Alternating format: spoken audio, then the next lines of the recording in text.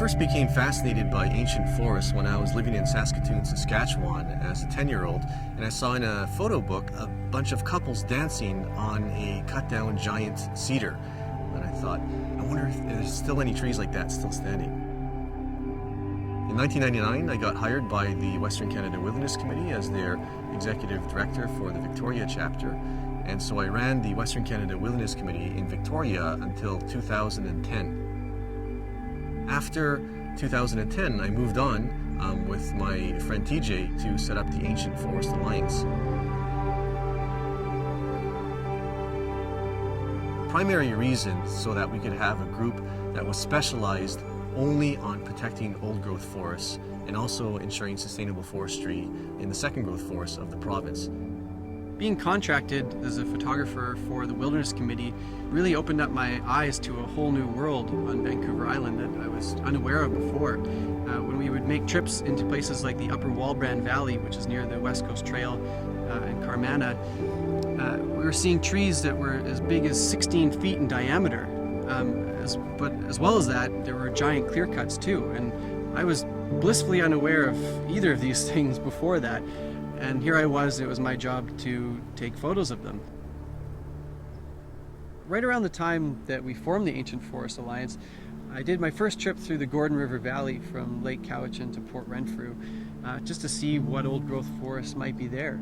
For the most part, we were finding giant clear cuts as well as giant stumps instead of giant trees. Until the end, just as we were getting close to Port Renfrew, where I thought there'd probably be no hope of finding old growth at the low elevation, being that the town was a logging town for nearly a century. Sure enough, right alongside the main road there, the trees sort of skyrocketed up into the air. You could see the candelabra tops of giant cedars. And I had the curiosity to go down in the forest. I thought there must be some big trees in here. We ran in, and there they were, just these monsters, beautiful monsters. Trees of fantastic shapes and sizes with alien-shaped burls on the side, unlike really any others I'd seen before. And we recognized right away that this area had the potential to really be sort of the cathedral grove of Port Renfrew. It wasn't until I came back later with Ken in February of 2010 that the forest had been flagged for logging, just in that brief period of time. I remember that evening going to set up a Facebook group to rally support to have the area saved. And so what first came to mind for me was the Gordon River Valley Grove, because it's in the Gordon River Valley. But I thought that's kind of verbose and not very catchy. And certainly I'm not going to call it Tree Farm License 46 Grove. So I thought, you know what I should call it? That movie that came out, Avatar, is awesome. If I call it Avatar Grove, I think that it'll rally support and interest a lot more quickly than any other kind of boring name that I could give it. So we called it the Avatar Grove, and it worked. Scientists are calling it the Avatar Grove because of the huge alien-shaped red cedars and Douglas firs. The tall trees growing near Port Renfrew are in jeopardy, slated for logging. And in the grove was also a tree with a huge burl coming out of the side. And so I called it Canada's gnarliest tree. Somehow that tree was really propelling this remote forest into the spotlight, even beyond British Columbia. Really the best way to get people to care for an area or speak up for it and call for its protection is if they can experience it firsthand. So we were leading trips with 50, 60, 70 people out to this forest, and people were coming from far and wide to see it. All the way through the 2000s, there was this huge gap in an organization that could mobilize the public, that was actually doing organizing of people on the ground, taking them out to actually see the place. And that's what Ancient Forest Alliance does incredibly well. Nobody else is doing that. We also had to build good relations with the town itself, Port Renfrew being a town that has a large history in logging and resource development. You know, might not have the warmest reception to a group coming from the outside that wants to save trees. TJ Watt and Ken Wu came into town and had just discovered some old growth forest in town. I kind of shook my head and said, oh, here we go again. Pretty skeptical. We sort of created like a coffee venue where it was like, come, we've got coffee, here's the Ancient Forest Alliance, here's Ken, here's TJ. Ask those questions that you're asking behind their backs in a way. And so it's kind of interesting who showed up and who didn't, and it was just a nice way to introduce them to the community. Gradually, by explaining that we weren't sort of anti-business and that we saw a future for Port Renfrew in basically big tree tourism, the idea started moving forward that, hey, protecting the Avatar Grove might be a really good idea.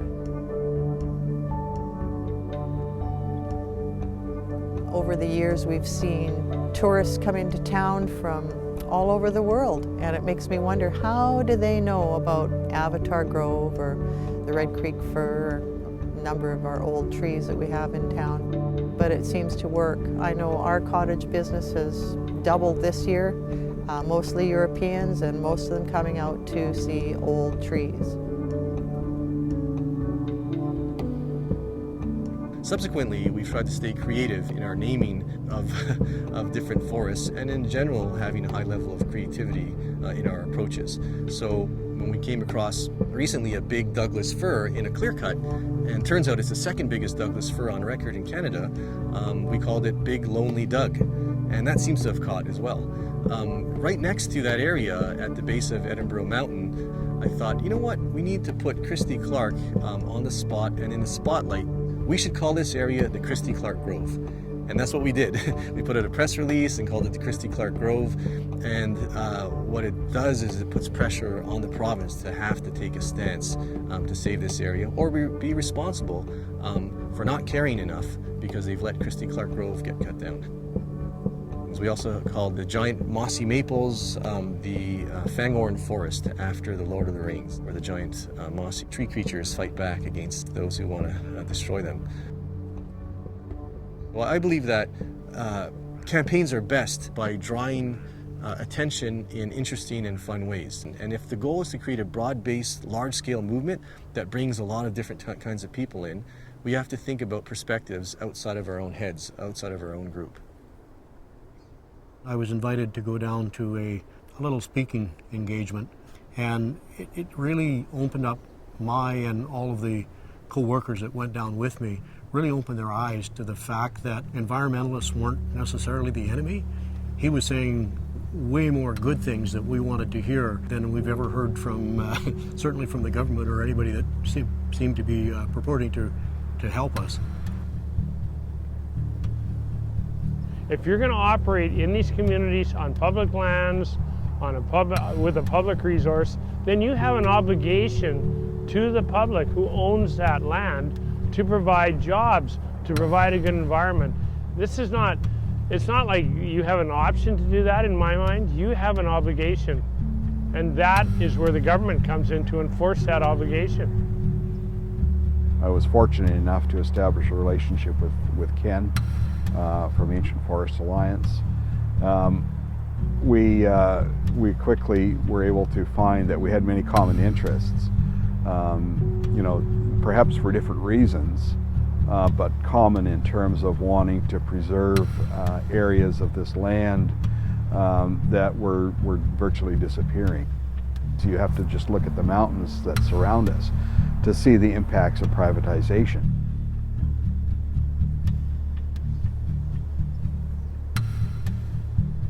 So what I learned soon after getting elected in 2005 is that this government, the Liberal government, has removed a significant amount of land from the public control of tree farm licenses.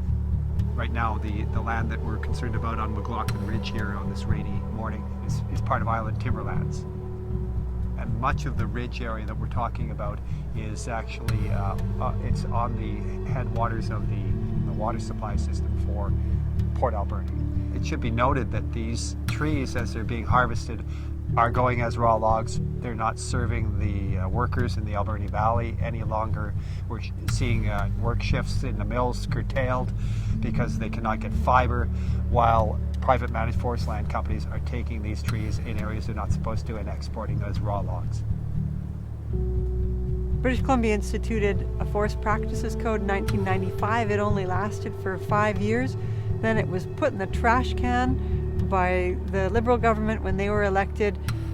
They instituted professional reliance. That's basically the fox guarding the chicken coop, letting the companies decide how best to take care of our wildlife and our forests and the soils on the hillsides, and it's been a disaster.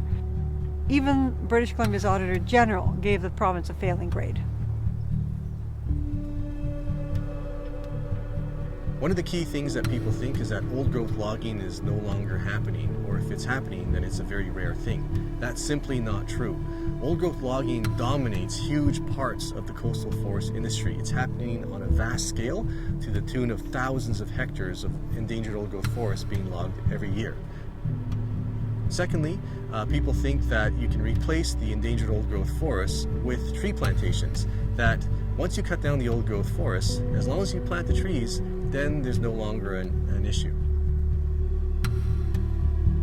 The plantations do not replicate the original old growth forest. There's a whole lot of old growth species that can only live in old growth forests. They're also more important for carbon, for tourism, for clean water, and for many First Nations cultures. And thirdly, many people think that old growth forests are actually not endangered because the government keeps on releasing statistics showing that there's actually lots of old growth forests on the coast. Including in those statistics are vast areas, the majority, of unloggable marginal bonsai forests in the bogs where the trees are old but they're only 20-30 feet high, or in the subalpine stunted snow forests in again areas that cannot be commercially harvested. It's the moderate to high productivity lowland ancient forest, the places with the big trees, those classic giants that have been hugely high graded and logged out of the landscape. So there's a term called generational amnesia, where basically one generation finds it hard to fathom or comprehend something that existed in the previous generation. And I think that rings true for old growth forests across British Columbia, where once vast forests covered much of the land here with towering trees, they're now sadly reduced to small pockets in scattered areas that are still worth protecting, however.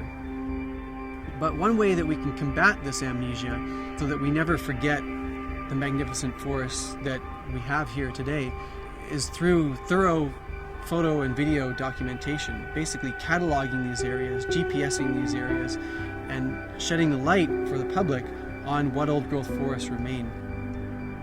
With the fact that there aren't the watchdogs anymore in the forest, TJ is a godsend to be able to be out there with his camera and show people what's really going on. A lot of what TJ's been doing is indispensable for the building of an ancient forest movement. In order to get images of these incredible ancient forests, it requires that you spend a lot of time first looking on maps, and these days on Google Earth, on which areas might have the last remnants of ancient trees that you can explore. Then it takes going through very rugged terrain in your vehicle on sometimes very sketchy roads to try to access these sites. And then it takes going through sometimes very sketchy landscapes. These are some of the most rugged landscapes in the world, the coastal western forests on Vancouver Island, in order to locate these giant trees, and comes out in many cases finding near record size ancient trees that then make the news. Whether it's physical evolution or whether it's social evolution, there's a lot of pressure by a lot of people, or there's something that's causing a lot of pressure, from tectonic plates to the French Revolution to Arab Spring. Constant pressure, seemingly no change for a long time, and then all of a sudden, boom, change happens. My sense of optimism is that the feeling that we've got growing by organizations like Ancient Forest Alliance, helping people understand what the stakes are and how they can get engaged, that's the kind of constant pressure that eventually will cause the big change that we want to see. So imagine if that movement was expanded to include more people from the small business and tourism industries, to include people from diverse faith backgrounds, to include other cultural groups. What we need to do is to understand where the public's at, different kinds of people are at on a large scale, and work to find common ground with them to move our agenda and shared agendas forward. BC really has the most amazing ancient temperate rainforest left on Earth. Vast areas have been lost, but many incredible and important places still remain that deserve protection. This is why we need everyone's voice. We need broad level support and people's unique contributions. Securing legislation to protect our last endangered ancient forests won't be easy, but it can be done.